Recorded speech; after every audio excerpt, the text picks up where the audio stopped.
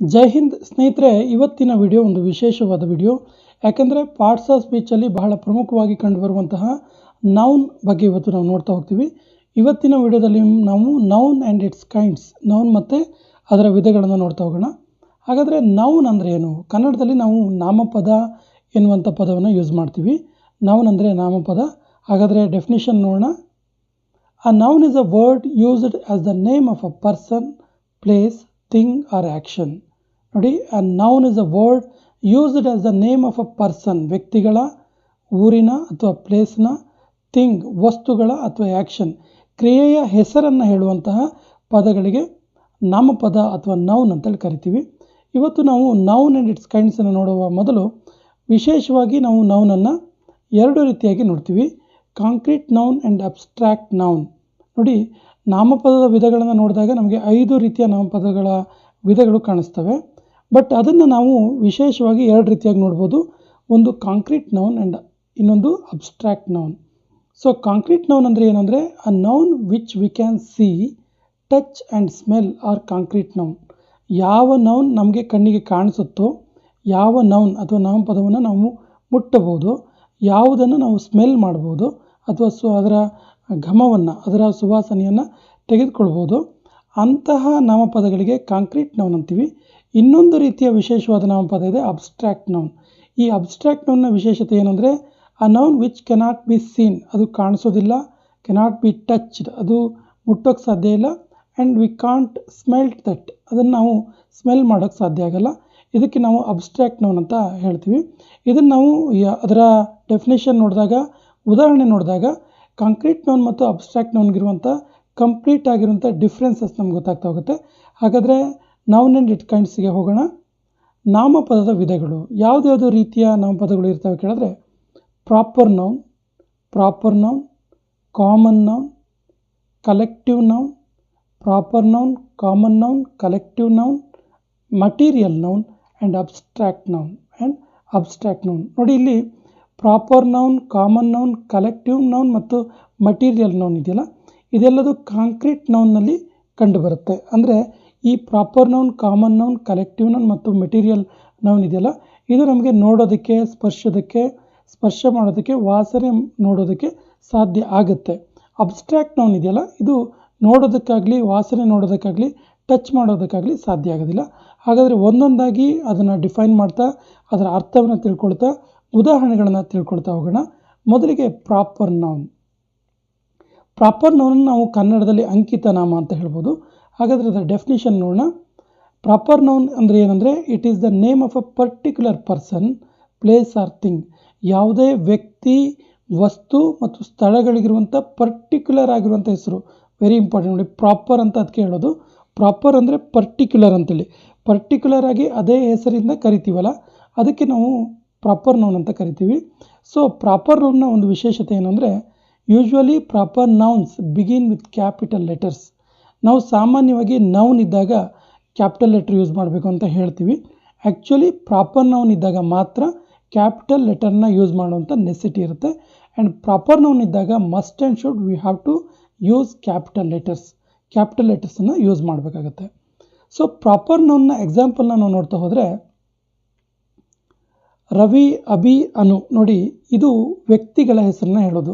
Name of a person ಹೇಳಿದ್ವಲ್ಲ ಅದು. ಮುಂದೆ ನೋಡಿದ್ರೆ ಸಾಗರ್, ತೀರ್ಥಹಳ್ಳಿ, ಕುಪ್ಪಳ್ಳಿ. ಸೊ ನೋಡಿ, this is a name of some places. ಮುಂದೆ ನೋಡಿದ್ರೆ pen, TV, radio, bat etcetera. Name of some objects ಅಥವಾ name of some things. Next cat, tiger, lion etcetera. Name of some particular animals. ಇನ್ನು chess, cricket etcetera. Name of some games ಅಂತ ಹೇಳ್ಬೋದು. ಇದು particular ಆಗಿ ಅದೇ game, ಅದೇ ಹೆಸರು, ಅದೇ ಸ್ಥಳ, ಅದೇ ವಸ್ತು, ಅದೇ ಪ್ರಾಣಿಯನ್ನು ನೇಮಿಂಗ್ ಮಾಡೋದು, ಹೆಸರನ್ನು ಹೇಳೋದಕ್ಕೆ ಪ್ರಾಪರ್ ನೌನ್ ಅಂತೀವಿ. ಕನ್ನಡದಲ್ಲಿ ಅಂಕಿತ ನಾಮ ಅಂತೀವಿ. ಹಾಗಾದರೆ ಎರಡನೇ ಬಗೆಯನ್ನು ನೋಡೋಣ, common noun. So common noun ಅಂದರೆ ಅನ್ವರ್ಥನಾಮ. ಕಾಮನ್ ನೌನ್ ಅಂದರೆ ಅನ್ವರ್ಥನಾಮ ಅಥವಾ ರೂಢನಾಮ ಅಂತೇಳಿ ಕೂಡ ನಾವು ಇನ್ನು ಕರಿತೀವಿ.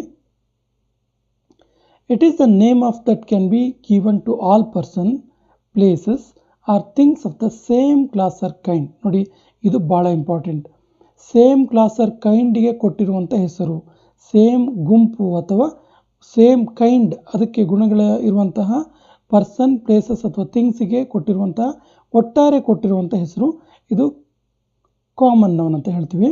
ಸೊ ನೋಡಿ, ಕಾಮನ್ ನೌನಿಗೆ ನಾವು ಎಕ್ಸಾಂಪಲ್ ನೋಡೋದಾದರೆ boy, girl, poet, teacher, town, river, doctor, officer etcetera.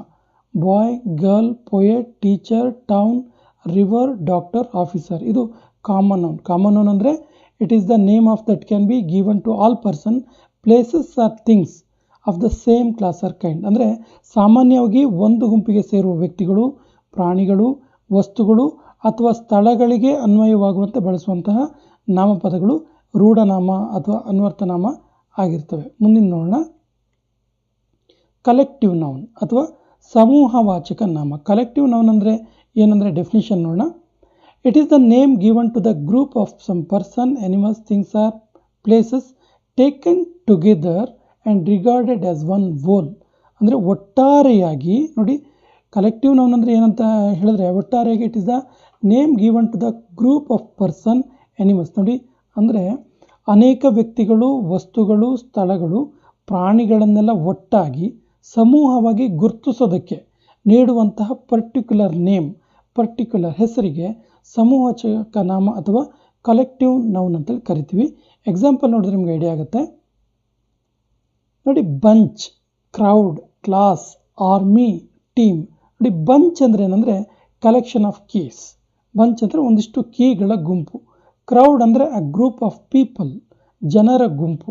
Class ಅಂದರೆ ಗ್ರೂಪ್ ಆಫ್ ಸ್ಟೂಡೆಂಟ್, ವಿದ್ಯಾರ್ಥಿಗಳ ಗುಂಪು. ಆರ್ಮಿ ಅಂದರೆ ಗ್ರೂಪ್ ಆಫ್ ಸೋಲ್ಜರ್, ಅಂದರೆ ಸೈನಿಕರ ಗುಂಪು. ಸೊ ಟೀಮ್ ಅಂದರೆ ಗ್ರೂಪ್ ಆಫ್ ಪ್ಲೇಯರ್ಸ್, ಅಂದರೆ ಆಟಗಾರರ ಗುಂಪಿಗೆ ಟೀಮ್ ಅಂತೀವಿ. ಒಟ್ಟಾರೆಯಾಗಿ ಕಲೆಕ್ಟಿವ್ ನೌನ್ ಅಂದರೆ ಅನೇಕ ವ್ಯಕ್ತಿಗಳು, ವಸ್ತುಗಳು, ಸ್ಥಳಗಳು, ಪ್ರಾಣಿಗಳನ್ನೆಲ್ಲ ಒಟ್ಟಾಗಿ ಸಮೂಹವಾಗಿ ಗುರುತಿಸೋದಕ್ಕೆ ಒಂದು ಹೆಸರು ಕೊಟ್ಟಿರ್ತೀವಲ್ಲ ನಾವು, ಅದಕ್ಕೆ ನಾವು ಕಲೆಕ್ಟಿವ್ ನೌನ್ ಅಂತೇಳಿ ಕರಿತೀವಿ. ನೆಕ್ಸ್ಟ್ ವಿಧಾನ ನೋಡೋಣ, ಮಟೀರಿಯಲ್ ನೌನ್. ಮಟೀರಿಯಲ್ ಅಂದರೆ ಪದಾರ್ಥ, ಪದಾರ್ಥವಾಚಕ ನಾಮ ಅಂತೇಳಿ ಕನ್ನಡದಲ್ಲಿ ನಾವು ಕರಿತೀವಿ. ಮಟೀರಿಯಲ್ ನೌನ್ ಅಂದರೆ ಏನಂತ ಡೆಫಿನೇಷನ್ ನೋಡೋಣ. It is the name of a ಸಬ್ಸ್ಟ್ಯಾನ್ಸ್ R material of which things are made.